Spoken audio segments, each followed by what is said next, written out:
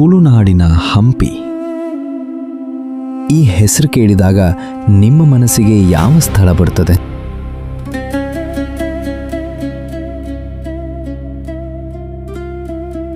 ಸೀತಾ ನದಿಯ ತಟದಲ್ಲಿ ಬೆಳೆದು ಒಂದು ಕಾಲದಲ್ಲಿ ರಾಜರು, ವ್ಯಾಪಾರಿಗಳು ಮತ್ತು ಯೋಧರ ಹೆಜ್ಜೆಗಳಿಂದ ಕಂಗೊಳಿಸಿದ್ದ ಈ ನಗರ ಇಂದು ಮೌನವಾಗಿ ನಿಂತಿದೆ. ಸ್ಥಳೀಯ ಪರಂಪರೆಯ ಪ್ರಕಾರ ಸುಮಾರು 365 ದೇವಾಲಯಗಳಿಂದ ಅಲಂಕರಿಸಲ್ಪಟ್ಟ ಈ ನಗರ ತುಳುನಾಡಿನ ಶಕ್ತಿಶಾಲಿ ರಾಜಧಾನಿಯಾಗಿತ್ತು. 1000 ವರ್ಷಗಳ ಇತಿಹಾಸವನ್ನು ತನ್ನೊಳಗೆ ಅಡಗಿಸಿಕೊಂಡಿರುವ ಈ ನೆಲವೇ ಬಾರಕೂರು.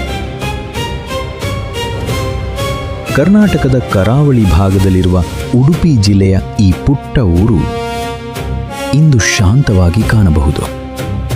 ಆದರೆ 1000 ವರ್ಷಗಳ ಹಿಂದೆ ಇದೇ ನೆಲ ರಾಜಕೀಯ, ವ್ಯಾಪಾರ ಮತ್ತು ಸಂಸ್ಕೃತಿಯ ಕೇಂದ್ರವಾಗಿತ್ತು. ಸೀತಾ ನದಿಯ ಸಮೀಪದಲ್ಲಿದ್ದ ಬಾರಕೂರು ಅರಬ್ಬಿ ಸಮುದ್ರದ ಕರಾವಳಿಗೂ ಹತ್ತಿರವಾಗಿತ್ತು.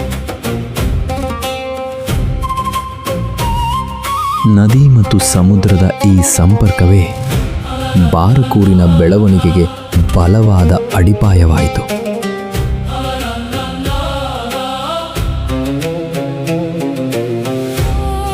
ಫಲವತ್ತಾದ ಭೂಮಿ ಕೃಷಿಯನ್ನು ಬೆಳೆಸಿದರೆ ಜಲಮಾರ್ಗಗಳು ವ್ಯಾಪಾರವನ್ನು ವಿಸ್ತರಿಸಿದವು. ಇದೇ ಕಾರಣದಿಂದ ಬಾರಕೂರು ತುಳುನಾಡಿನ ಪ್ರಮುಖ ವ್ಯಾಪಾರ ಮತ್ತು ಆಡಳಿತ ಕೇಂದ್ರವಾಗಿ ರೂಪುಗೊಂಡಿತು.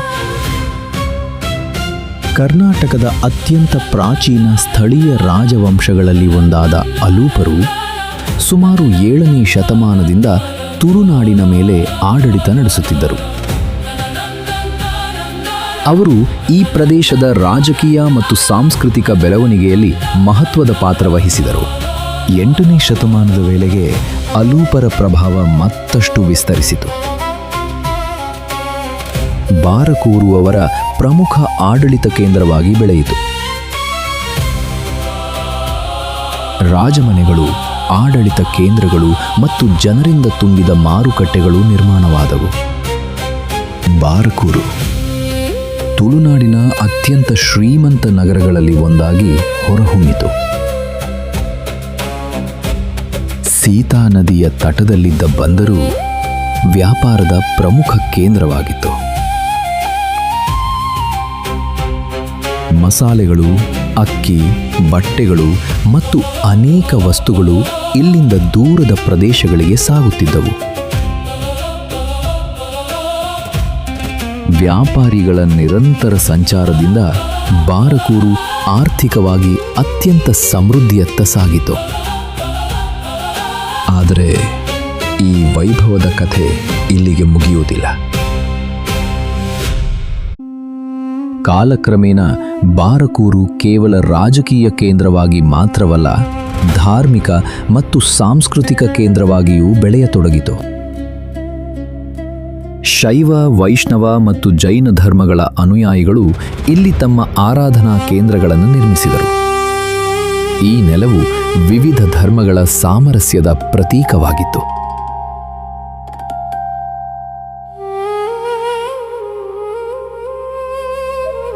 ಸ್ಥಳೀಯ ಪರಂಪರೆಯ ಪ್ರಕಾರ ಒಂದು ಕಾಲದಲ್ಲಿ ಬಾರಕೂರಿನಲ್ಲಿ ಸುಮಾರು 365 ದೇವಾಲಯಗಳಿದ್ದವು ಎಂದು ನಂಬಲಾಗಿದೆ.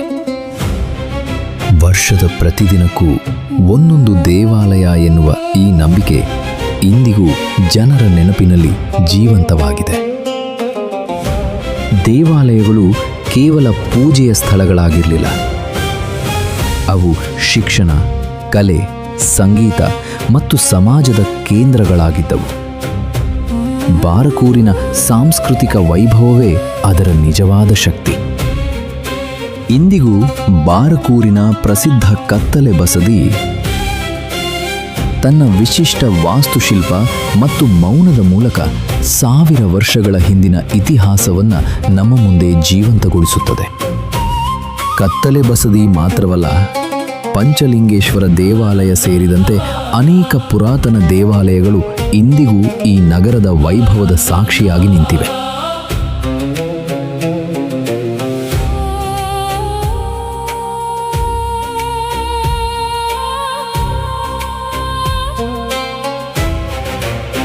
ಈ ದೇವಾಲಯಗಳ ಗೋಡೆಗಳ ಮೇಲಿನ ಶಿಲ್ಪಗಳು ಆ ಕಾಲದ ಶಿಲ್ಪಿಗಳ ಅದ್ಭುತ ಕೌಶಲ್ಯವನ್ನು ಇಂದಿಗೂ ಸಾರುತ್ತವೆ.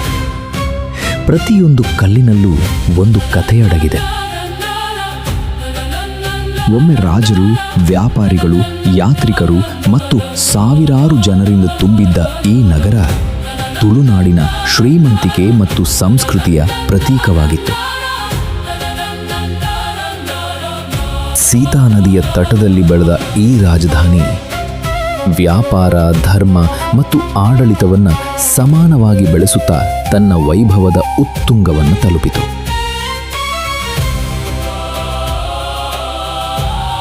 ಆದರೆ ಇತಿಹಾಸದ ಚಕ್ರ ಎಂದಿಗೂ ಒಂದೇ ರೀತಿ ತಿರುಗುವುದಿಲ್ಲ. ಬಾರಕೂರಿನ ಬದುಕಿನಲ್ಲೂ ಒಂದು ಹೊಸ ಅಧ್ಯಾಯ ಆರಂಭವಾಗಲಿತ್ತು.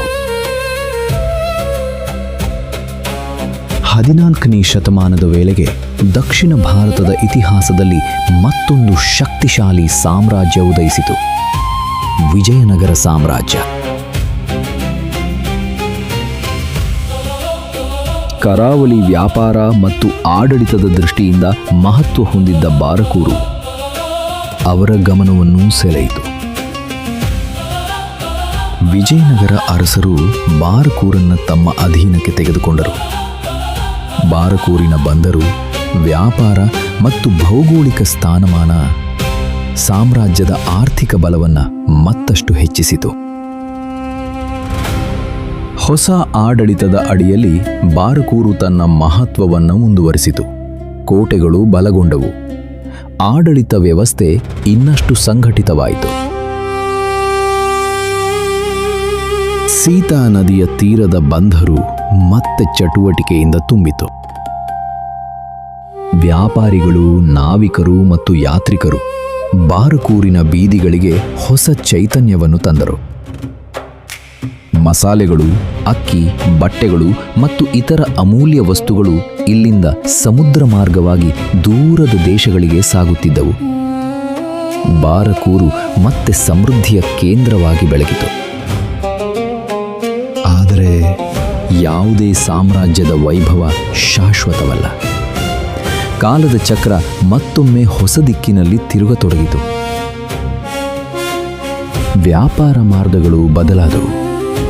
ಹೊಸ ಬಂದರುಗಳು ಮತ್ತು ಹೊಸ ಆಡಳಿತ ಕೇಂದ್ರಗಳು ಬೆಳೆಯತೊಡಗಿದವು.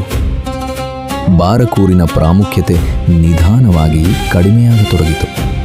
ಒಮ್ಮೆ ನೂರಾರು ದೋಣಿಗಳಿಂದ ಗದ್ದಲಗೊಳ್ಳುತ್ತಿದ್ದ ನದಿ ಬಂದರು ನಿಧಾನವಾಗಿ ನಿಶ್ಶಬ್ದವಾಯಿತು. ವ್ಯಾಪಾರಿಗಳ ಸಂಚಾರವೂ ಕಡಿಮೆಯಾಯಿತು. ಜನಸಂದಣಿಯಿಂದ ಕಂಗೊಳಿಸಿದ್ದ ಮಾರುಕಟ್ಟೆಗಳು ಖಾಲಿಯಾಗತೊಡಗಿದವು.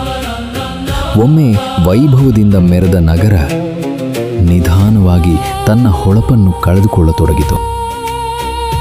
ವಿಜಯನಗರ ಸಾಮ್ರಾಜ್ಯದ ಶಕ್ತಿ ಕುಸಿಯುತ್ತಿದ್ದಂತೆ ಬಾರಕೂರಿನ ಪ್ರಭಾವವು ಕ್ಷೀಣಿಸತೊಡಗಿತು.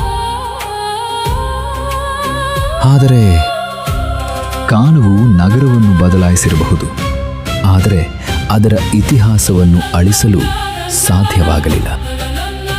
ಇಂದಿಗೂ ಕತ್ತಲೆ ಬಸದಿ, ಪಂಚಲಿಂಗೇಶ್ವರ ದೇವಾಲಯ, ಪುರಾತನ ಕೋಟೆಯ ಅವಶೇಷಗಳು ಮತ್ತು ನೂರಾರು ವರ್ಷಗಳ ಶಿಲ್ಪಗಳು ಈ ನೆಲದ ಅದ್ಭುತ ಇತಿಹಾಸವನ್ನು ಮೌನವಾಗಿ ಹೇಳುತ್ತಿವೆ. ಒಮ್ಮೆ ರಾಜರು ನಡೆದ ದಾರಿಗಳಲ್ಲಿ ಇಂದು ಪ್ರವಾಸಿಗರು ನಡೆಯುತ್ತಿದ್ದಾರೆ. ಒಮ್ಮೆ ಯುದ್ಧಗಳ ಪ್ರತಿಧ್ವನಿ ಕೇಳುತ್ತಿದ್ದ ಸ್ಥಳದಲ್ಲಿ ಇಂದು ಪ್ರಕೃತಿಯ ನಿಶ್ಶಬ್ದತೆ ಮಾತ್ರ ಉಳಿದಿದೆ. ಆದರೆ ಪ್ರತಿಯೊಂದು ಕಲ್ಲಿನಲ್ಲೂ, ಪ್ರತಿಯೊಂದು ಅವಶೇಷದಲ್ಲೂ 1000 ವರ್ಷಗಳ ಹಿಂದಿನ ಬಾರಕೂರಿನ ವೈಭವ ಇನ್ನೂ ಜೀವಂತವಾಗಿದೆ. ಬಾರಕೂರು ಕೇವಲ ಒಂದು ಊರಲ್ಲ, ಅದು ತುಳುನಾಡಿನ ವೈಭವ, ಕರ್ನಾಟಕದ ಹೆಮ್ಮೆ ಮತ್ತು ನಮ್ಮ ಶ್ರೀಮಂತ ಪರಂಪರೆಯ ಜೀವಂತ ನೆನಪು. ಇತಿಹಾಸದ ಪುಸ್ತಕದ ಪ್ರತಿಯೊಂದು ಪುಟವನ್ನು ತಿರುಗಿಸಿದಾಗ ಇಂತಹ ಅನೇಕ ಅದ್ಭುತ ಕಥೆಗಳು ನಮ್ಮ ಮುಂದೆ ತೆರೆದುಕೊಳ್ತವೆ. ಪ್ರತಿಯೊಂದು ಕಥೆಯಲ್ಲೂ ಒಂದು ಸಾಮ್ರಾಜ್ಯದ ವೈಭವ, ಒಂದು ಸಂಸ್ಕೃತಿಯ ಹೆಮ್ಮೆ ಮತ್ತು ಕಾಲದ ಮೌನ ನೆನಪುಗಳು ಅಡಗಿರುತ್ತವೆ. ಕಾಲದ ಧೂಳಿನಲ್ಲಿ ಮರೆತು ಹೋದ 1000 ವರ್ಷಗಳ ಹಿಂದಿನ ಈ ಅದ್ಭುತ ಇತಿಹಾಸದ ಕಥೆ ಇದೇ ಬಾರಕೂರು.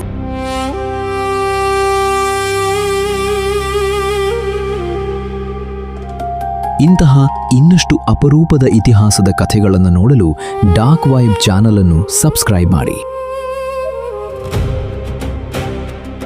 ಮತ್ತೊಂದು 1000 ವರ್ಷಗಳ ಹಿಂದಿನ ಇತಿಹಾಸದ ಪುಟವನ್ನು ತೆರೆಯಲು ಅತಿ ಶೀಘ್ರದಲ್ಲೇ ಮತ್ತೆ ಭೇಟಿಯಾಗೋಣ. ನಮಸ್ಕಾರ.